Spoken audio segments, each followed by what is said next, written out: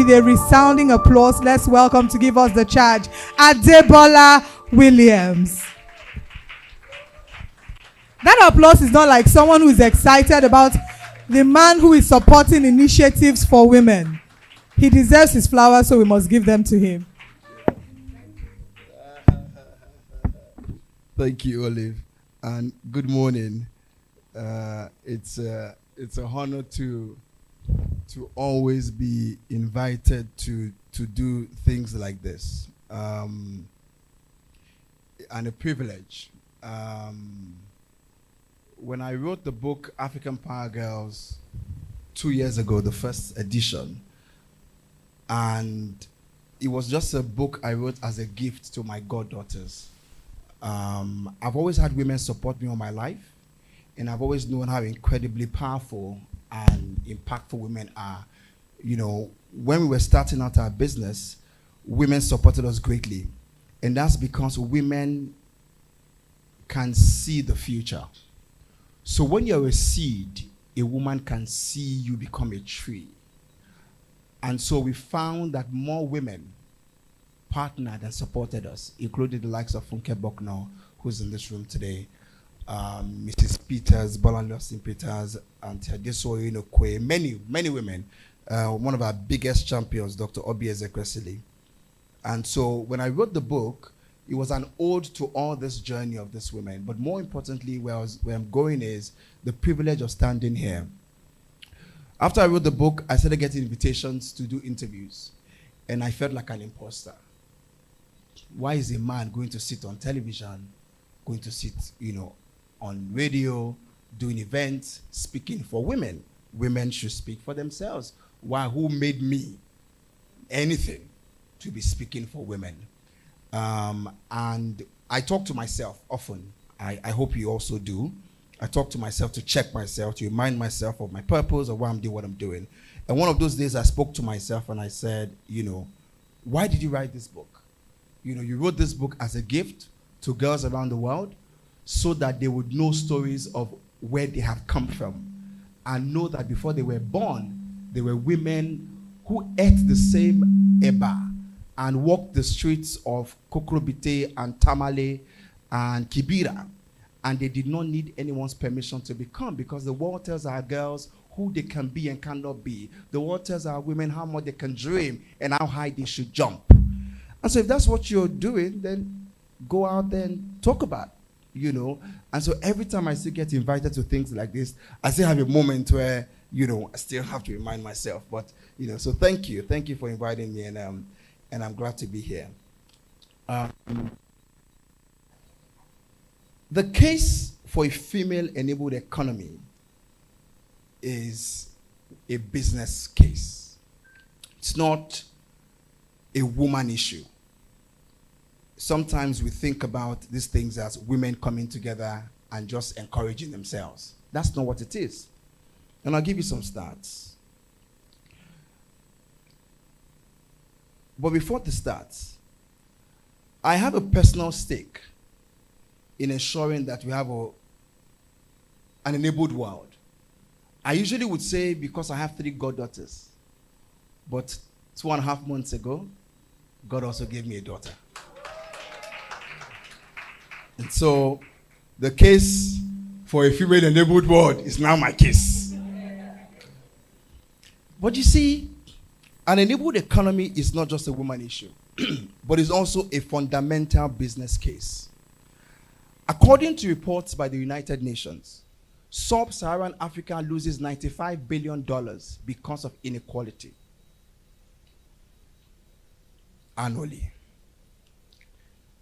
According to the CFR Women and Foreign Policy Program's new digital report, growing economies through gender parity, which visualizes data from McKinsey, says Nigeria's GDP could grow by 23% if we had more women participating in the economy. 23%.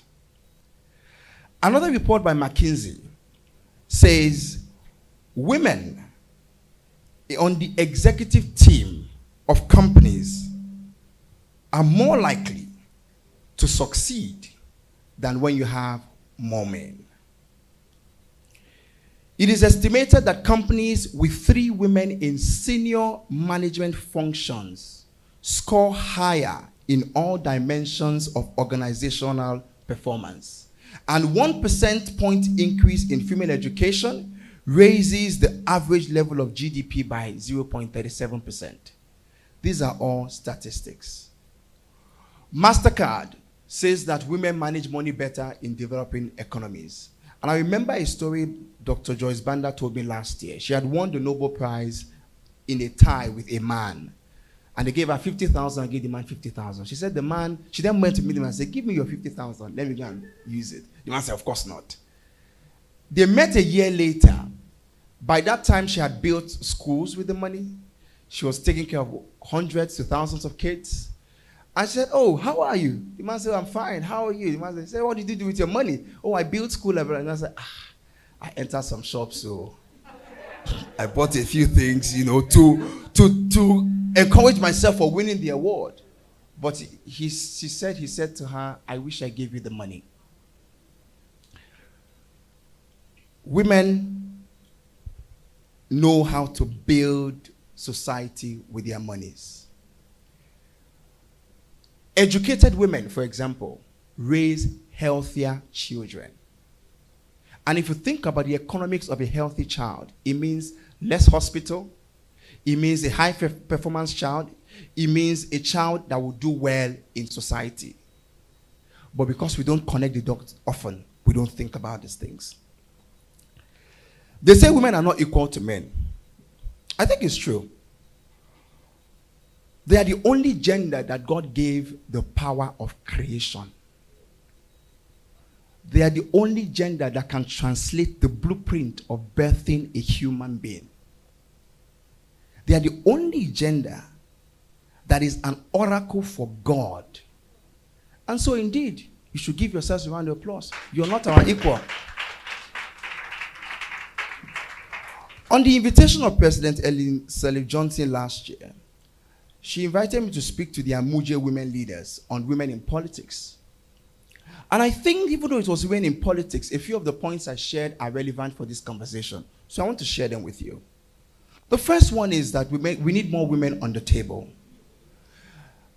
But the question is how?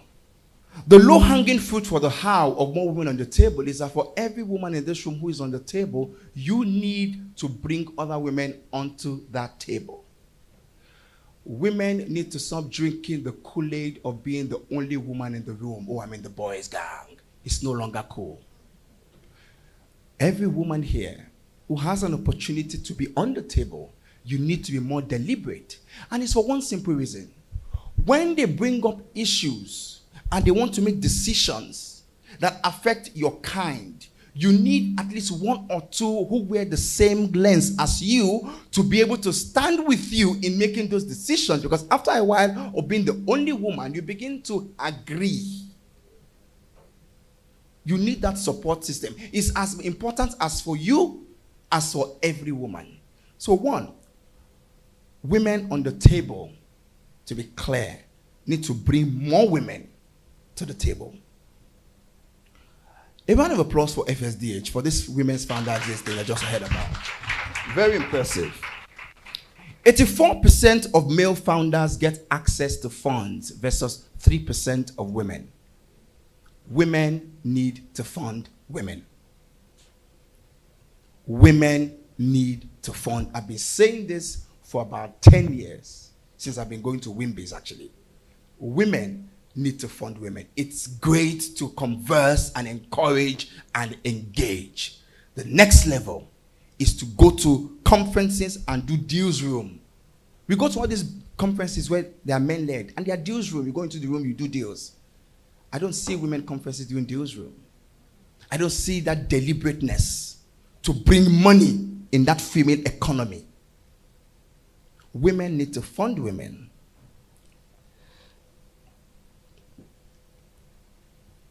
Even for politics, you want to be a woman in government. You want to run for office, and you go to men to fund you. They'll probably give you what they can. Maybe a little, But if it was their boys, they know what they give. Women need to bank on more women, even for politics. Women need to take that risk. And I have to confess that I struggle with the idea that women should take more risk and spend their money on politics that might not go anywhere versus spending the money on education and building society and managing the home. I'm not going to lie, I have no answer. So whenever I go to these women events, I also want to learn. I struggle. I struggle with conversations where there are certain things that we know women do excellently better than men, but them entering the market force fully sometimes takes it away. So I'm struggling. But because the scale is so tilted, maybe perhaps what we're trying to do is to first even balance the scale, then begin to reorganize. Maybe that's it. So I have struggles, and I need all of you every now and again to educate people like me. Policies are, all of you, how many people go to church here? How many people go to mosque? The prayers you pray in your churches and the mosque are problems caused by failed policies. Quote, open quote, close, Leke Alda.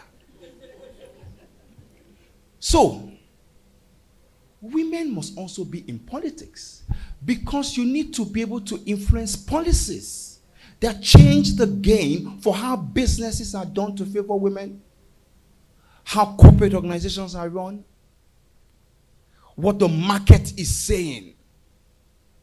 Women need to be on that table. And it is tough, I must tell you, I agree. But we must just make bold. And for women to be on the table, it means women must join politics. That's what it means. There's a lady who ran for Senate recently, Natasha Akpoti. Oh, they showed her paper. She went to hell and back. In actual fact, they destroyed the road to her voting unit and said they were preventing terrorists. She even had to then go to court. And now finally, she has got her mandate back. But imagine if she didn't take the risk. Imagine if she didn't fight fire for fire. When they do one thing, she will come. I'll be fighting fire for fire. I'm not stepping down. I'm not going. Fire for fire. So, there is a level that this game is played. It's not today they've been destroying roads to voting police units with men. It's a normal thing men do with each other. The game is high risk. But the reward, that's why they say high risk, high reward. And when you join politics, remember to negotiate when you're on the side of politics where you're following and organizing. I find oftentimes that women go into politics, they join and follow and galvanize, they never negotiate. So after the win happens, they sit and wait for them to decide. How many of you have watched Eniola, a King of Boys? I.e. Eniola Salami, who after they won, she wasn't good enough. You need to negotiate. Boys do it all the time. Negotiate. You can win election because you have this amount of votes. Okay, me, I can bring you Southwest. Me, I can bring you Northeast. Me, I can bring you the... Okay, so you take this, you take this, you take this. Before the election is won, there's a level of agreement. It might not go entirely that way, but at least there's something in place. Women must change how they engage. They say boys club. No problem. Hey, they form girls club. And then know what they do in the boys club. There is always a danger, and forgive me for saying this, but there's always a danger where when you form girls club, we do a lot more on just encouraging each other. We have to change that. It has to be more strategic. The men who built America were not politicians. They were businessmen who came together. Who were strategic. So, quick shout out to Gaia, Women's Club, developing women and creating bridges. Not every time conference. Not every time conference. Sometimes strategic workshop. Sometimes a small meeting of 20 women sitting down to say, what are we doing exactly? Not every time big town hall. No, sometimes let 20 women sit in the room. Tony Candide Johnson, Ibukwa Woshika, Bola, like all these my big aunties and all these women who are making great change. Bring the woman who almost became a governor. Bring Ireti Kingibe, the senator. Sit down in the room and do a strategic roadmap. What is the plan? What is the big plan? Not all the time conferences. There has to be smaller meetings that is focused on how do we influence policy. And this has to be across all the influential organizations. And even on the level of everyday people. Because the only thing that's ever changed the world is a group of committed people. It's not the numbers. It's just a group of committed people. Margaret Mead. So, we must do those midnight strategy meetings. We must burn that oil on a national scale. We must think big. That's the next thing. We must think big and bold solutions. History is today's actions being written tomorrow. That's what history is.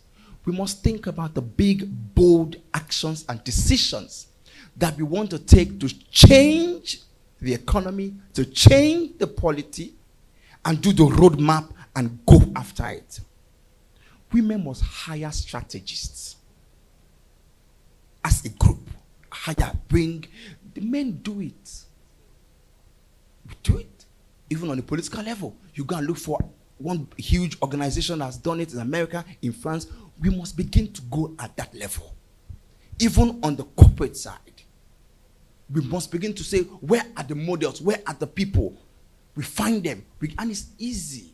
When I mean easy, because there are many organizations that already understand the disadvantage. So if we go to them as a group here, to anywhere else they've managed to turn the tide, they'll be happy to support, share models, and so on and so forth. It is no longer time for business as usual. It is time to think differently and act differently in ensuring we build a female-enabled economy. Women must take risk in this female-enabled economy. Oftentimes, I know, and that's one of my struggles, in between risking money and saving money for a rainy day, where your husband has gone to blow up all the money, taking a risk. He will now come and say, baby, how far? So I know. So I don't have an answer to that. But I know, and I also know that sometimes the reason why men don't bank on women is because men think women will not take risk. They think that the business would not grow. They do not know. They have not paid attention to the evidence. Which takes me to my next point, which is we must do our best to educate men and educate people with these statistics that some people are hearing it for the first time from me. We need to change that. We need to invest in getting this type of soft information on the importance of an enabled female economy out there, so that men need to know. Everyone needs to know why. So we're driven by something bigger. It's not just kumbaya, akparapo, we're just okay, no. It's clear. We're going somewhere. There's a strategic reason why we're doing this. So there needs to be a level of education, just focus on letting people know the importance. The other thing is male allies. Working on a strategy on changing the narrative about Nigeria. And I was talking to them and said, one of the things we want to do in that strategy in telling our story as Nigerians is we're going to also feature non-Nigerians, foreigners, tell us Nigeria through their eyes. Why? Because when John Chiswood or Mary Norwood is watching, I need them to see their kind, telling them it's okay, it's a great place, fantastic opportunities. So if you also need men to sort of calm, let women just be, let them just thrive, leave them alone, then we need more men. And that's why I take this responsibility seriously. But we must also educate the men so that we don't misfire. It's important. And that's why I'm always humble when I'm doing these things, because, you can now say something that is not correct. Aha. So we need to also educate men. So FSDH, we need to invest in the media, just putting the information out there. We need to get all these young content creators, Tomike, Kiki, all those people, bring them together. Say, as you're doing your skit, just put this in. The creators, the creative economy is so important in educating and building the society. They are the vanguards of culture. They are the shapers of perception. And it's what they do that influences action. It's soft power from all those videos you are watching and scrolling away. So we need to take this to the next level and begin to also engage the creative space in using their platform to educate, and change behaviors. I think I need to begin to ramp up now. Be bold and fearless in your storytelling. Be bold and fearless. When I wrote the book African Power Girls, in researching that book, it was a big deal at some point that we had female bank chairs, right? When they just went out making women female bank chairmen, right? It was a big deal. But how many of you know that before then, I think Now Bank, Auntie Bemi Shashole's mother was the chair of a bank many, many moons ago. And that, he said? Also, yeah, there were banks before. But because we don't know that story, we think it's a big, oh, wow, women are... What I don't know has happened is that a woman hasn't built a bank from ground up. That's what I don't know hasn't happened. I need to check about Halima. I don't know if she built the bank from, then I know there's Sun Trust. I'm not sure she built it from ground up. But, what hasn't happened is a woman hasn't built a top tier bank from ground up. So when we are telling our stories, it's important we also tell the stories so that people don't limit their aspiration. Because when you tell the stories of women at bank chairs, people are thinking, oh, it's cool to be a bank chair. But you say, that's been done. We've been there, done that. The next level now is to build a bank. Not a women's bank. Because men don't build men banks. They just build a bank. We've got to also think about that. Oftentimes, once the women this. Sometimes a woman should just do something for the world to just use. Not because it's about, And there are projects like that already, But we're just saying, in this particular case of the banking industry, that's the next frontier.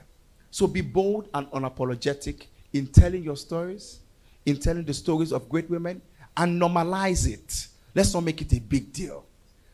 What society glorifies multiplies. What society glorifies multiplies. Finally, I think finally now. Let me not do like those pastors. Finally, strengthen your network. Strengthen your network. In actual fact, when I was coming today, my spirit, so this speech I'm giving is not what I plan to give. That's what my spirit does to me.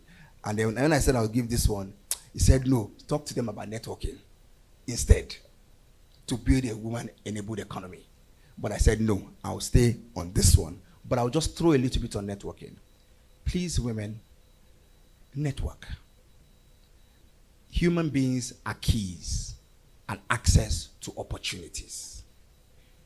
The woman that needs to put you on the table is your sponsor. You need to network. You need to open your mouth. You need to be kind. You need to be humble. You need to not be afraid to tell someone you look beautiful. You need to be gracious and not think everything is about you. When someone does something, you think you make an excuse for them. They might be having a bad day. They might just not believe in it, and it's okay.